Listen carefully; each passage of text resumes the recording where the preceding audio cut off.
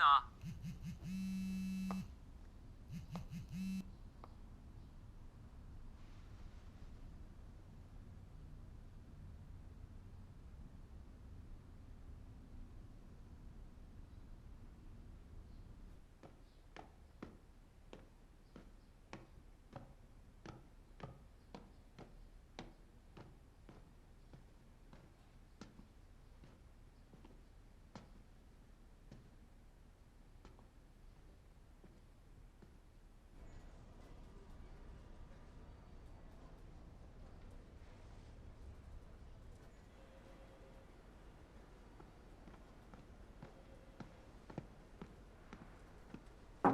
程队，国际刑警组织已经开始搜索安陆然的行动轨迹了。有定位到他的具体位置吗？还没有。但是我跟市局刑侦同步了一下信息，发现他们之前查获的一起海关走私案件，其中提到8个月以前，华安医疗中心以犬血浆运输为名申请过生物制品出境。我们怀疑这批生物制品很可能就是胚胎，而且最重要的是，陪同出境的人是唐可盈。唐可盈虽然是华安的联络人，但为什么生物品出境都要他陪同？会不会是唐可盈私底下在帮安陆然做一些其他的事情？有这个可能。去查一下凯莱生物的实验胚胎管理情况。好。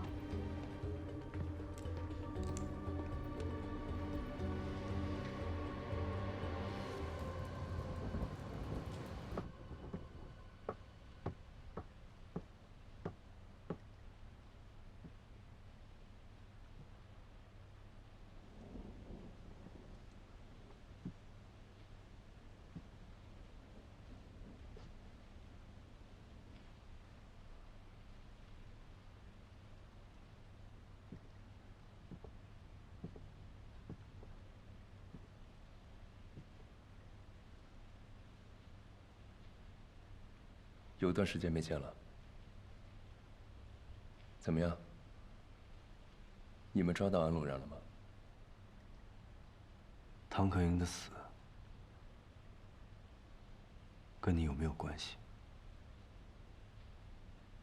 你还在怀疑我？上次你把我带到警局，我不是把一切都解释清楚了吗？是我的直觉一直在告诉我，你的画有问题。这幅画前后情绪风格完全不同。如果它准确地折射出了你的内心，那你告诉我，那2个小时到底是什么事引起了你这么大的情绪波动？所以你现在还觉得人是我杀的，是吗？那2个小时，我是去杀人了，对吗？是你。你把我当成什么人了？我当你是朋友，很重要的朋友。所以，请你告诉我，这件事跟你有没有关系？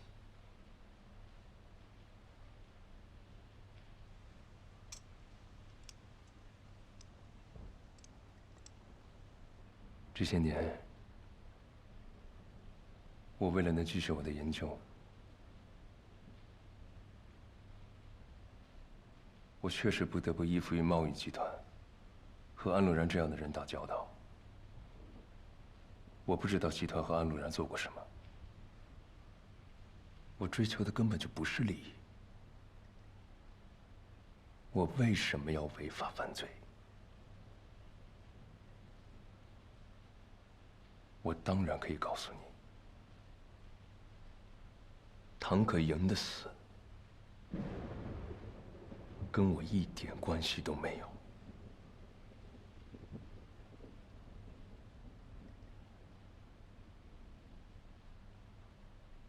石印，我给你看我心里的星空，而你却非要从中找到乌云。你有没有想过，有一种可能，是你的职业让你怀疑一切，它干扰了你的真实感受。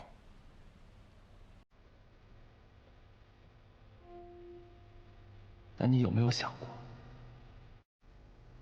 你的直觉可能会对99次，但哪怕错1次，我都承受不了。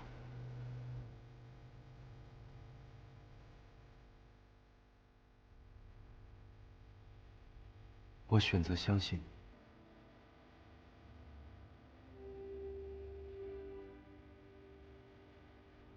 但也请你对得起这份信任。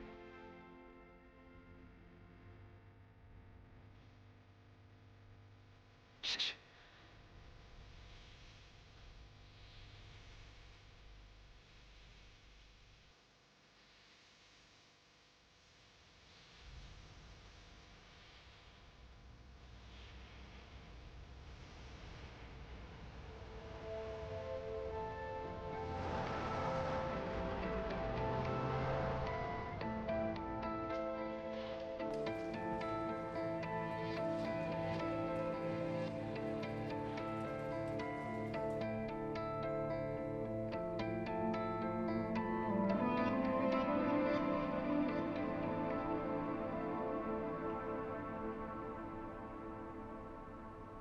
我越来越发现，即便在微观世界中，也是结构决定功能。基因突变影响了蛋白质结构，而蛋白质结构的变化也改变了细胞的功能。你的眼睛已经跟仪器一样强大了，可以通过细胞和蛋白质的形状和结构反推基因变异。如果我能提高你的效率，你能不能尽快实施 MAOA 基因变异的编辑实验？实验不难，但之后呢？如果不能在受精卵的阶段进行干预，就不会产生实际降低犯罪率的结果。将编辑过的胚胎植入人体，在我们有生之年，或许都是违法的。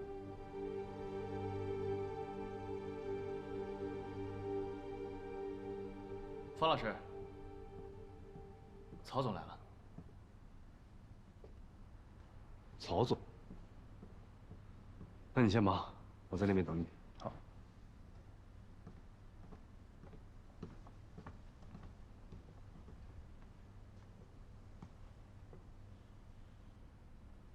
来，小心。曹总啊，你怎么提前来了？我们刚好在附近，就先过来了。想让你帮他检查检查，我才放心。没问题。对了，我正好想跟您商量一下研究员运营的资金问题。啊，好。那你找个地方休息一下啊。我溜达溜达，好明白？这边。哎。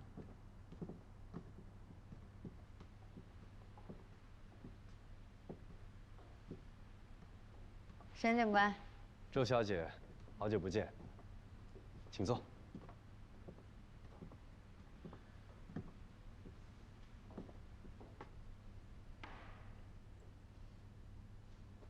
几个月了？快8个月了。你们今天来是？然后给孩子做基因检测的。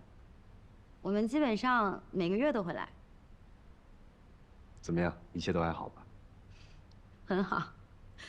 老曹说我这个宝宝很优秀，很强壮，以后一定不简单。老曹希望他以后可以继承家业，那我就希望他开心就好。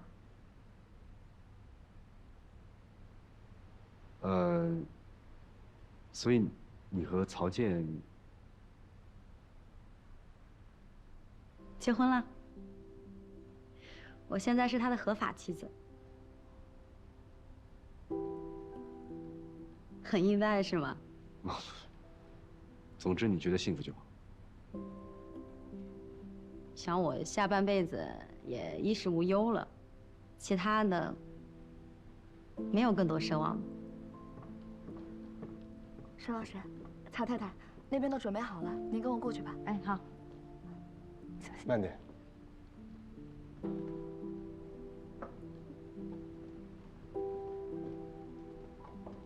再见，沈警官。再见。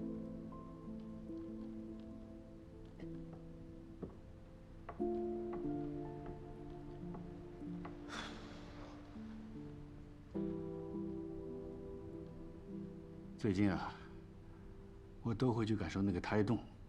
这个孩子啊，没有了不良的基因，这将来肯定特别优秀。然后我就想着，这孩子出生之后，我要亲手培养他，将来就能继承我的家业。想到这些，就觉得特别有希望，还能干上几十年呢。方老师，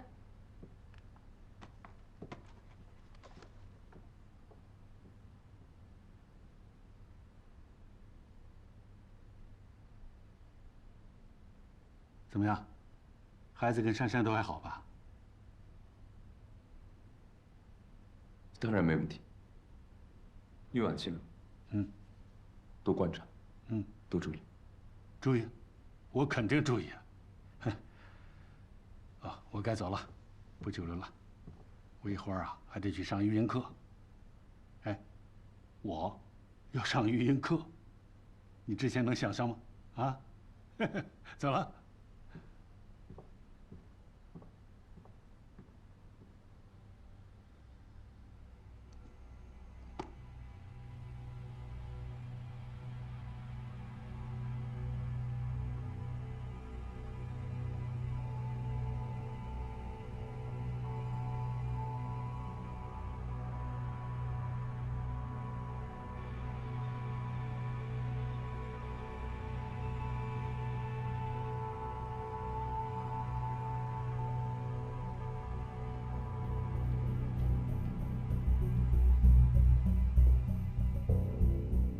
方老师，修正数据之后，实验这批小鼠都出现了生化妊娠。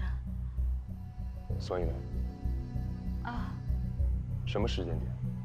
什么症状？有没有异同？问题出现的点位在哪儿？是所有的事情都需要我在场，你们才会做，是吗？你们只需要负责来通知我，又失败了，又白费力气了，是吗？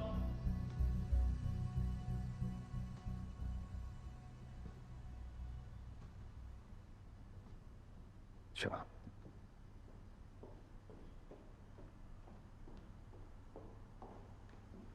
怎么了？发生什么事了？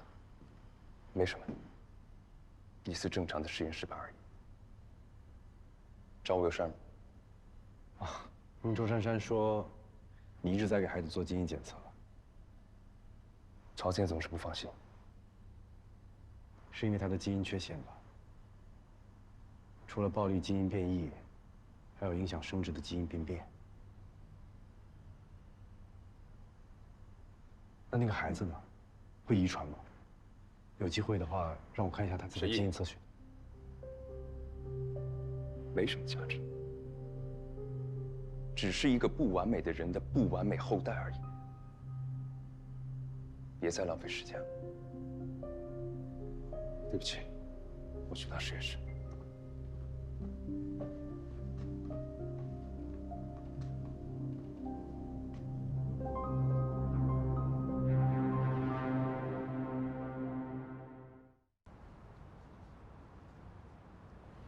胚胎销毁的程序很简单，冷冻胚胎需要保存在零下196摄氏度的液氮里，需要处理的实验胚胎从仓库取出后放在室温下几分钟就会失活，然后库管回收并处理试管，整个过程就结束了。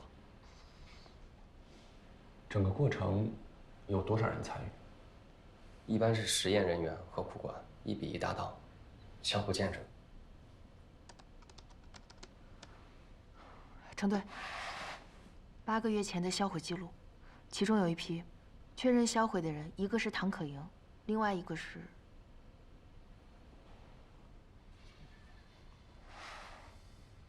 你知道一个人叫刘恋吗？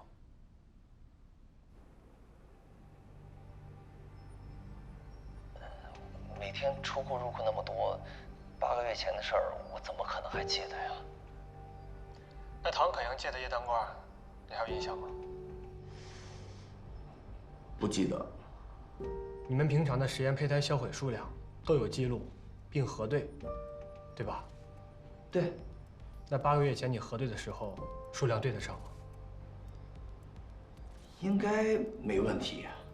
什么叫应该没问题？我告诉你啊，虽然唐可盈已经死了，但他的违法行为我会一查到底的。你最好跟我实话实说，别绕弯子。当时好像是少了1颗。核验的时候我还特别提了一下，当时唐可盈说自己忘了，会和下一批一起销毁，所以我也就没有问了。他说他忘了，你就这么轻易的放过了？警察同志啊，我就是个打工的，唐可盈可是老板的人，我哪敢多问啊？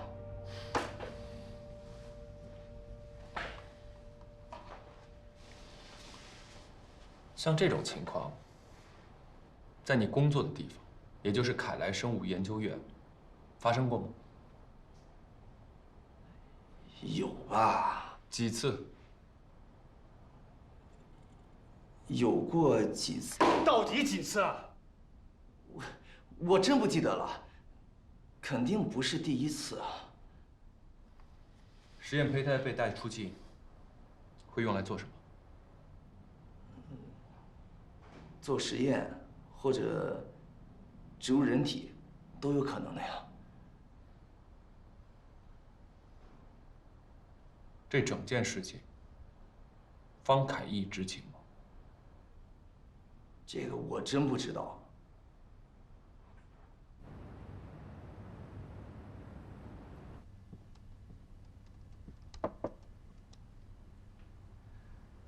我仔细的观察了一下，周珊珊的这个胎儿确实没有了 MAOA 基因变异的情况，也就是说，曹健真的有了一个没有基因缺陷的孩子。但我还是有种奇怪的感觉，在这个整体测序表达出来的热图里，却总觉得不够协调。虽然 bug 不存在了，但并不意味着基因是完美无缺的。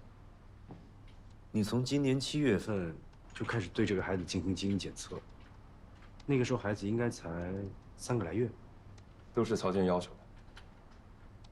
那你没有继续深入的去研究一下这个孩子为什么没有遗传到曹健的基因缺陷吗？我看不见孩子，我看见的只有一组组代码。那个孩子有属于他的遗传代码，好坏由他。我还有很多代码需要去研究和解读。对我来说，现在和未来的事才是最重要的。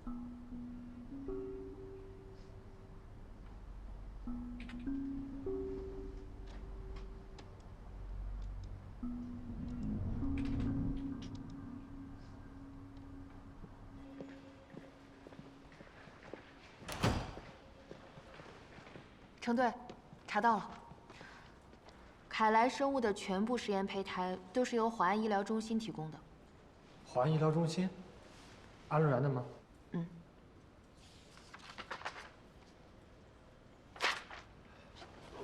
被安陆然带出境的那枚胚胎来源找到了吗？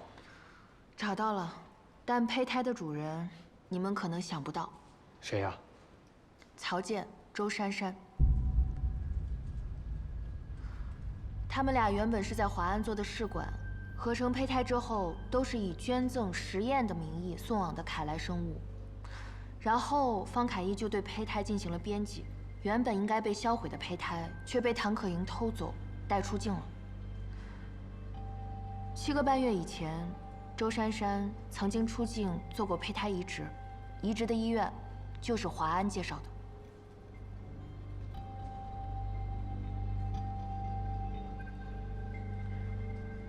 我明白了，曹健原本就有基因缺陷，他一开始就想好了要用基因编辑让周珊珊为他生孩子，但这没被编辑过的基因的胚胎，按照规定是应该被销毁的。这越来越复杂了。不复杂，整件事只牵扯到3个人：唐可盈死了，安陆然跑了，还有一个就是方凯一。对。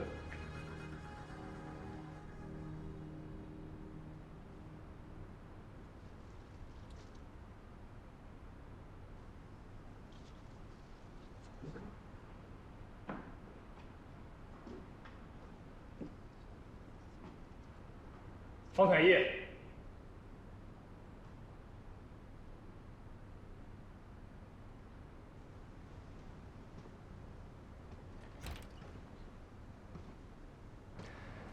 我们发现华安医疗一项违规业务涉及到凯来生物，麻烦你跟我们回去配合调查。这是传唤证。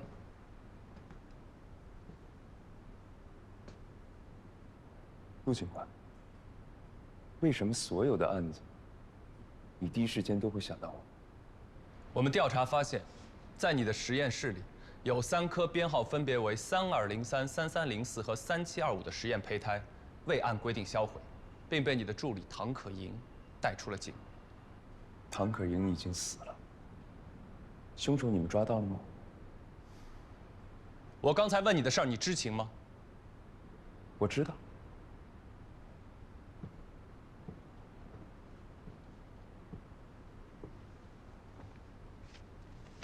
编号3304那颗胚胎是我编辑的。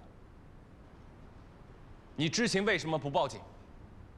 杜警官，我们是科学家，从某种意义上来讲，我们也是冒险家。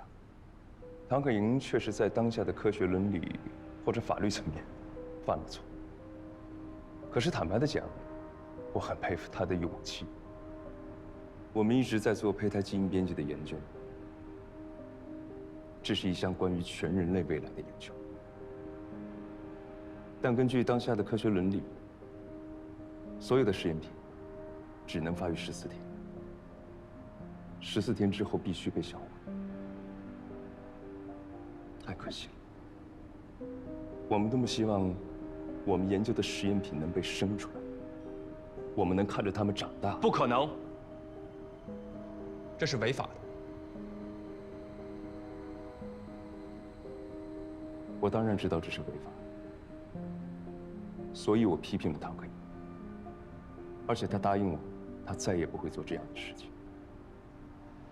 那你知道那颗被唐可盈带出境，原本属于曹健和周珊珊，后来经你编辑的胚胎，最后又被植入回周珊珊的体内吗？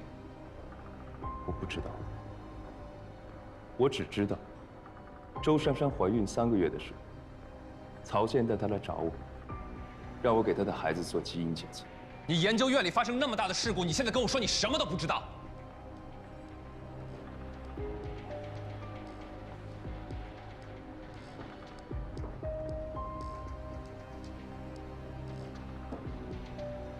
杜警官，我不能去承认一件我完全不知道的事情，对吧？你现在这么揪着我不放，是想把我带回局里，让我屈打成招吗？哦，还是像上次那样，光凭一个人的口供，就怀疑我是杀人凶手？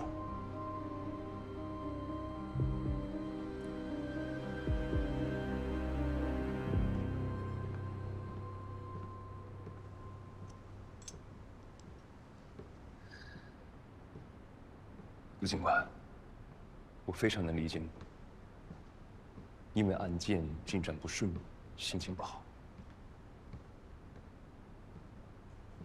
我承认，这件事情在管理上我确实是有失误。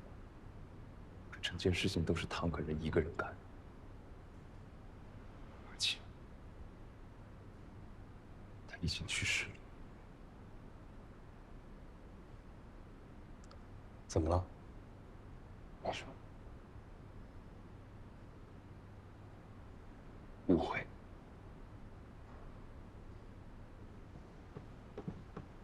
方凯义，方凯义，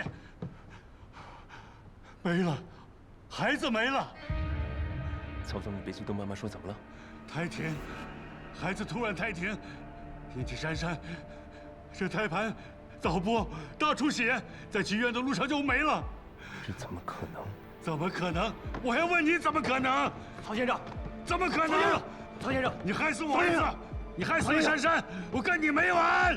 你不是说孩子没事吗？你不是说他很好吗？就是你的基因编辑，现在一尸两命，我就跟你没完！我跟你没完！曹先生，你冷静点，到底怎么回事？主城，干好！我要报案！他杀死我孩子，杀死了姗姗！你抓他！你抓他！你冷静点，我们回局里把事情说清楚。你抓他！曹先生，真的是他！曹先生，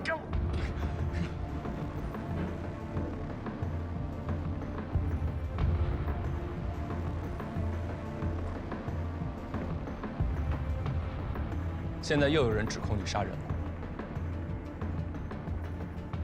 这中间一定有误会。请你跟我们回去，把所有的误会都解释清楚。好。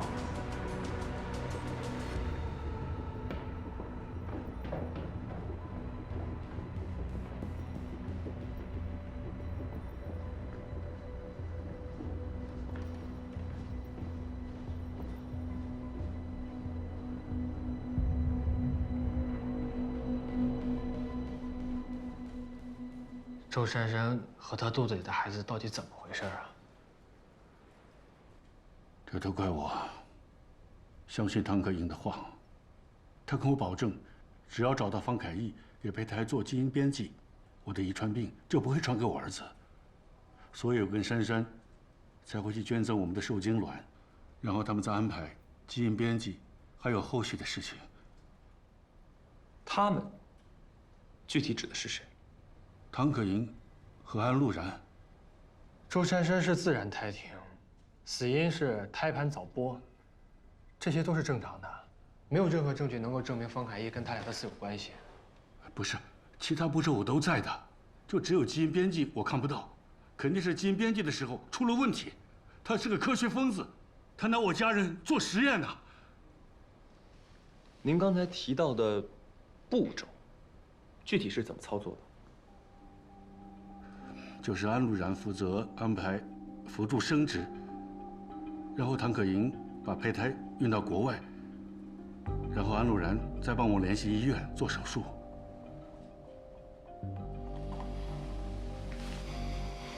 也就是说，在整个过程当中，你从头到尾没有见过方凯义？没有，没见过。那您之后为什么会在周珊珊怀孕3个月的时候再去找方凯义，让他给您的孩子做基因检测？因为基因编辑是他做的，整件事情他也知道，这检测让他做最放心了。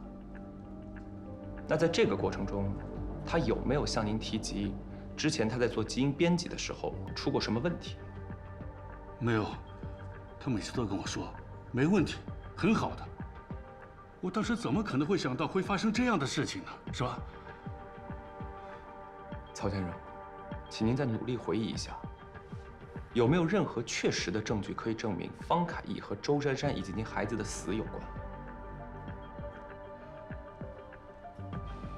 没有，他自始至终就没有在台面上出现过。但是整件事情一定是他在幕后操纵的。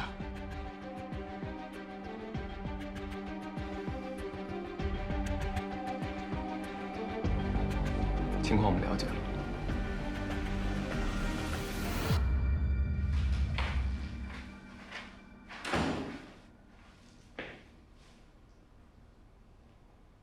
曹健一口咬定，周珊珊和孩子的死都是你造成的。我能理解他的心情，但造成胎停的可能性很多，胎盘早剥的原因也很复杂。整个胚胎在植入的过程中，有没有什么医疗操作的问题，我也不清楚。曹总太激动了，所以他的判断太过于武断。我申请相关部门彻底调查，还曹总一个公道，也还我一个清白。现在的基因编辑技术还没有很成熟，有没有可能是你的编辑造成了胎儿发育异常，从而导致胎停？杜警官，这不是重点。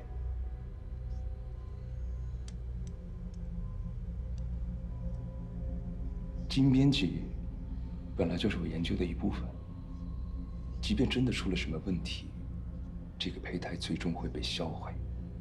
现在的重点是，原本应该被销毁的胚胎被植入进了人体，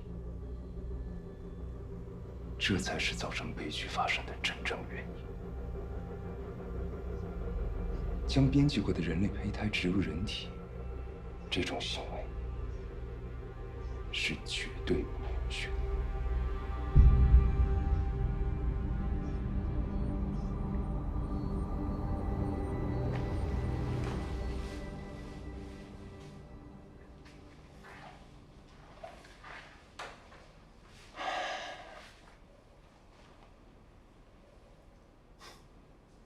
所以这件事儿也是唐可盈的问题。我也有错。身为研究院的法定负责人，内部员工监守自盗，导致实验材料外流，事后并未及时的追究当事人责任，是我的疏忽。我一定吸取教训。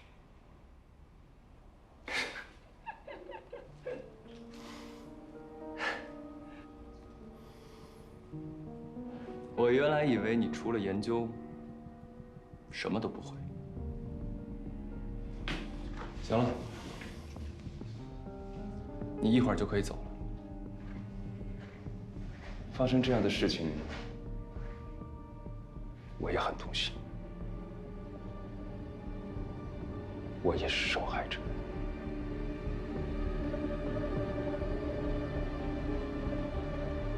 近期不要出国，不要离开北疆，随时准备配合调查。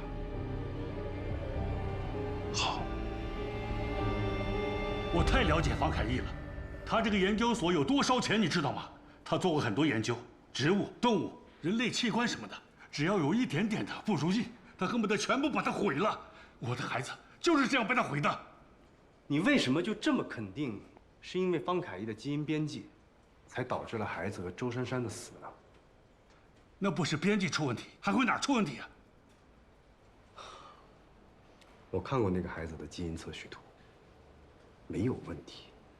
现在，除非你有证据能够指认方凯义是主观蓄意对孩子进行了基因编辑，并把它植入到周珊珊的母体，以及周珊珊和孩子死亡的全部过程中，方凯义有违规操作，否则，你的申诉很有可能都达不到立案的条件。快带去签字吧。走吧，曹先生。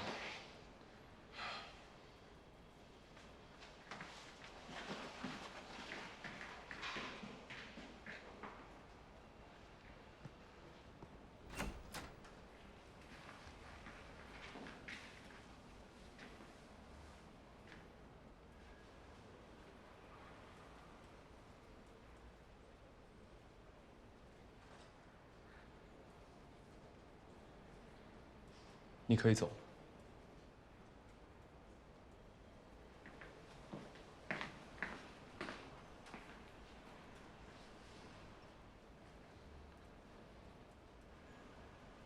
走吧。这就是你说的殊途同归吗？如果有一天，你的职业和你的探索产生了冲突，你怎么选？我相信，他们殊途同归。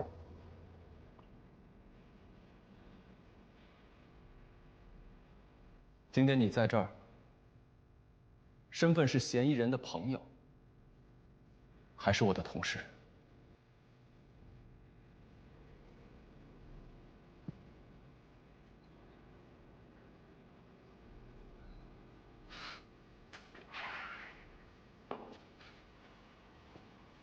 你能放他走，这就足以证明你们没有证据，可以证明我的朋友是嫌疑人。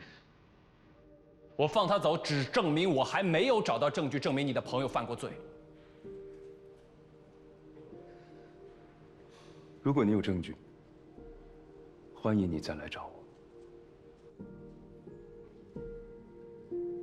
沈一，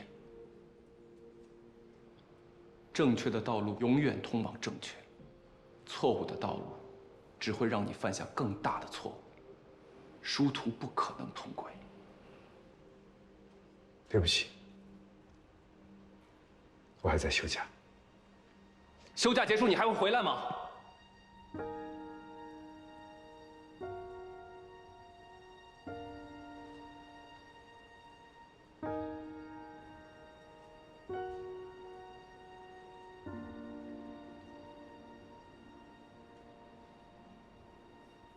我已经无法控制我的主观感受和直觉带来的冲动。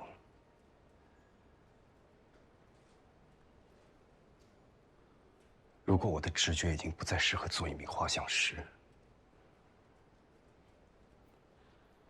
我要让他带领我去做更有意义的事。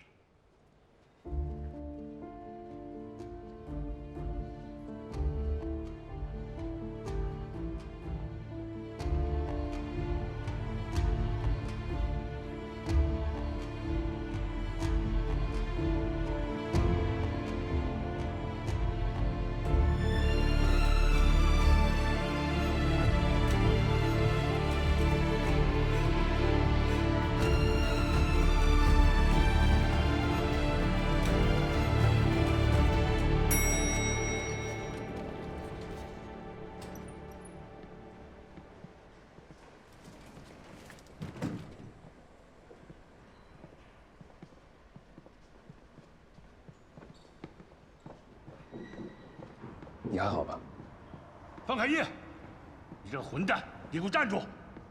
曹总，对于你的遭遇，我真的非常遗憾。珊珊和孩子死了，我也很难过。但是我是不会接受你不分青红皂白的指责，请你委托第三方，好好给孩子胎停和周珊珊去世做个鉴定。我接受任何结果。你还装什么科学家？你老是把你的技术夸得神乎其神的。你的技术根本就不成熟，珊珊就是你的实验品，一个失败的实验品。你骗了我多少钱？我跟你没完！你冷静点，这里是北疆分局，钱还我！你可以侮辱我的人品，但你不可以否定我的研究，否定科学。科学？狗屁科学！你听着，你跟你的凯莱研究所要完了。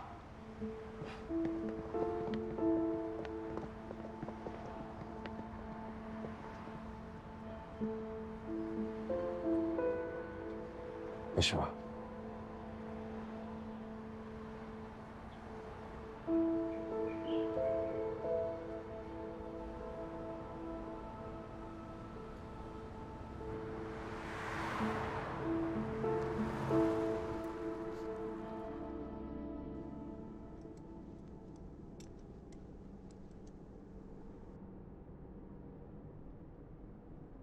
沈毅，你能理解我吗？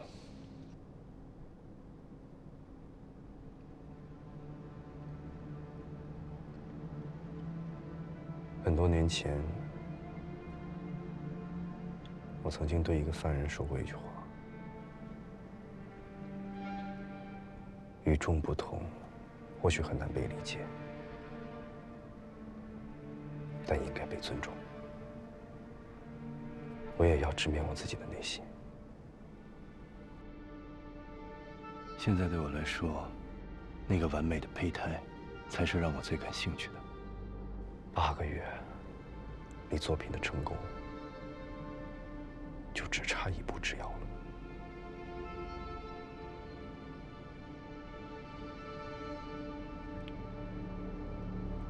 你刚刚跟杜成说的那番话，是不是有点重了？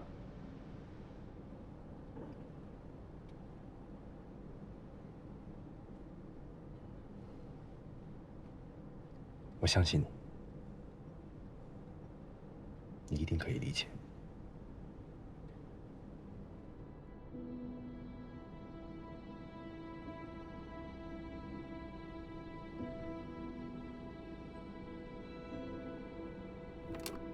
回工作室。好的，方教授。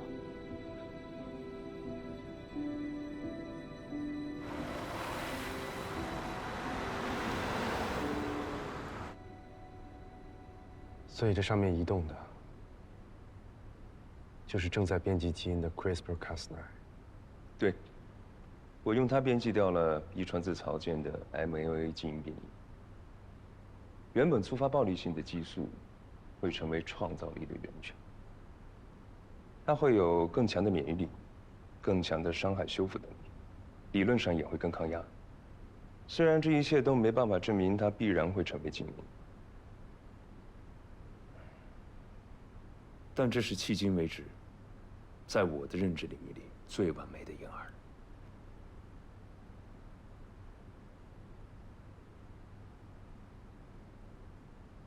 最完美的婴儿。可惜它不复存在了。我要用绘画留存住这份完美，让它可以被更多人看到。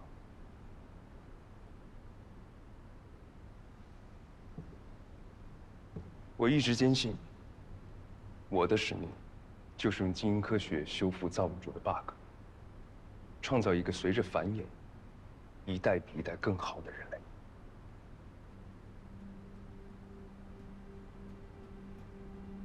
将编辑好的基因植入到周珊身体里，这就是你做的最神奇的事儿。太可惜了，眼看就要成功了，不然这将是你做过的最完美的基因编辑。我很庆幸他没生出来。我一直在检查周珊珊胎儿的检测记录，到现在也没发现问题到底出在哪。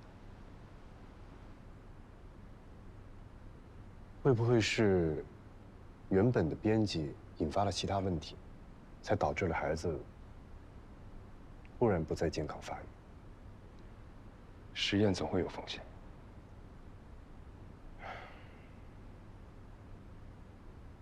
基因存在突变吗？填补了这个漏洞，还会有下一个漏洞。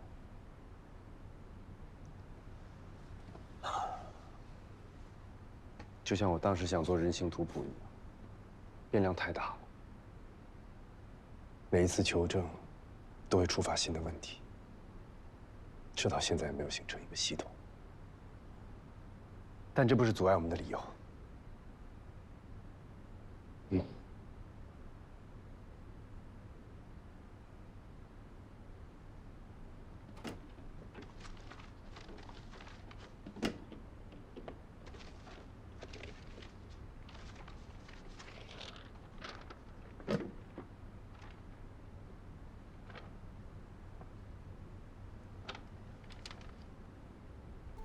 这是一张 DNA 衍射图，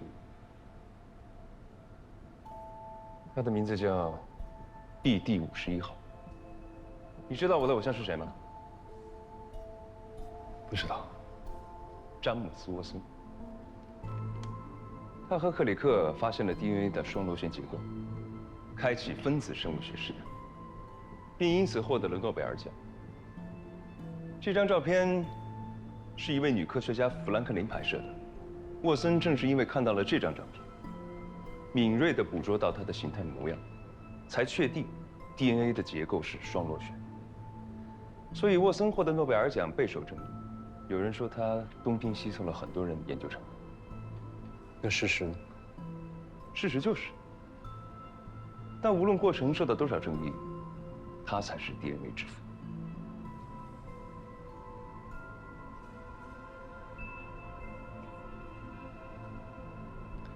世人只能看到结果，而不是过程。而且，如果没有克里克的帮助，沃森也无法取得成功。通往目标的路上，同路人很重要。沈毅，你的选择是对的。我要去继续做实验了。祝我在无数次的失败中，哪怕能成功一次。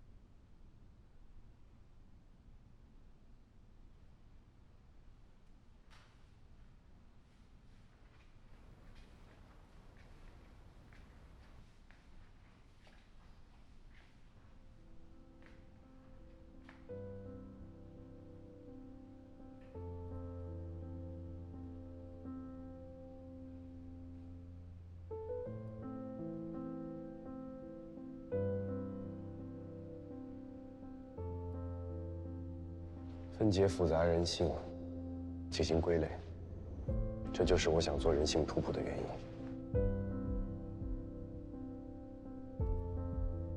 我觉得，爱情可能不是驱动他手起刀落的根本原因。我一定要把这个魔鬼画出来。我们是警察，我们的工作是找到真相，抓住凶手。但作为画像师，我如果画不出犯罪者心中的那个犯罪人格，我的工作永远无法完整。画皮画骨不重要，我要画的是心。我想申请去探访一些重刑犯。沈毅，你做研究可以，但不能冒进。如果我能通过绘画和色彩表达出这些，掌握犯罪人格，那说不定以后我就能提前预判未发生的案件了。沈毅，事情已经过去了，别把自己逼得太紧。我已经无法控制我的主观感受和直觉带来的冲动了。如果我的直觉已经不再适合做一名画像师，我要让它带领我去做更有意义的事。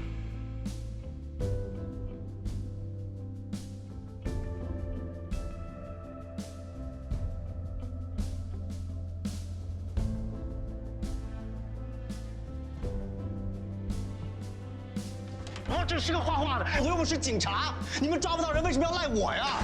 你的画害死了一个警察，你的画只能害人，你不配做一个画家。你连张脸都画不出来，你还好意思来这儿？我希望以后我能帮到你，就在我快要窒息的时候。我几乎看到了那张脸，我必须找到濒死的临界点。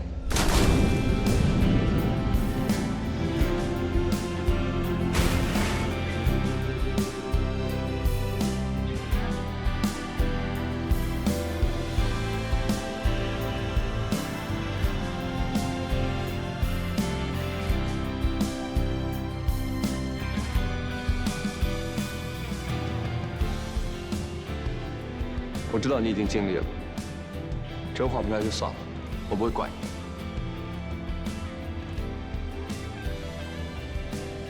真的是我画错了。不，我相信你。你们能不能放沈毅走？培养一个他这样的艺术家太难了，把沈毅还给艺术吧。不行，他有从人脸看透人心的本事，他有成为一名优秀警察的素质。我很感激。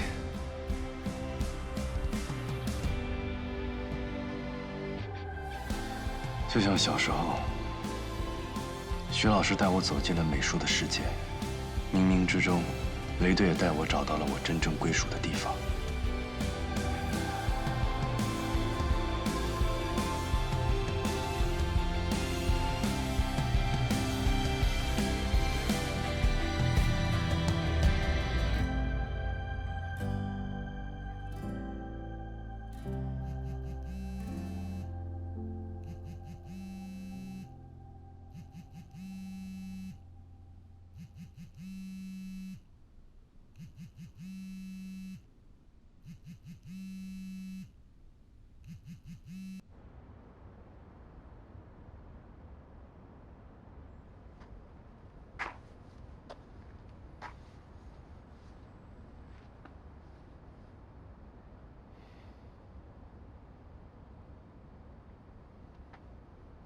说吧，你的真实意图是什么？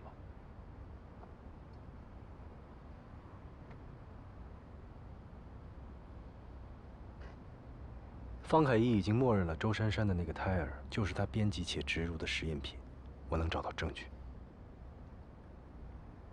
我想争取让方凯一主动自首。为什么？因为他和我是同类。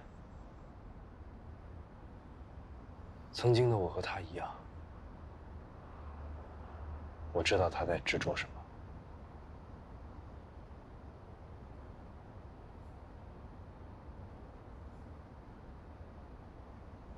那你觉得他会提你的拳，同意自首吗？方凯一第一次看见我的话时，他说：“如果我不当一名警察，很可能会是个犯罪天才。”我当时觉得很可笑，直到我开始回忆起我的过往，才发现，如果我的人生里没有遇到你，没有遇到雷队，我是否会像方凯一一样，坚持在自己的执着里，慢慢的陷入深渊？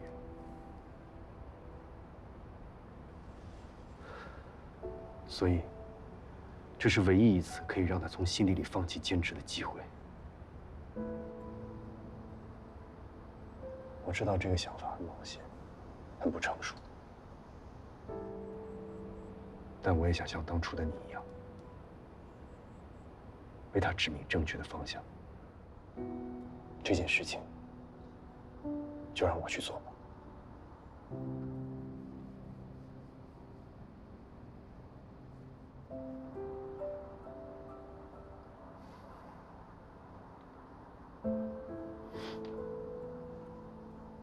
你还在休假，想干什么不需要我同意。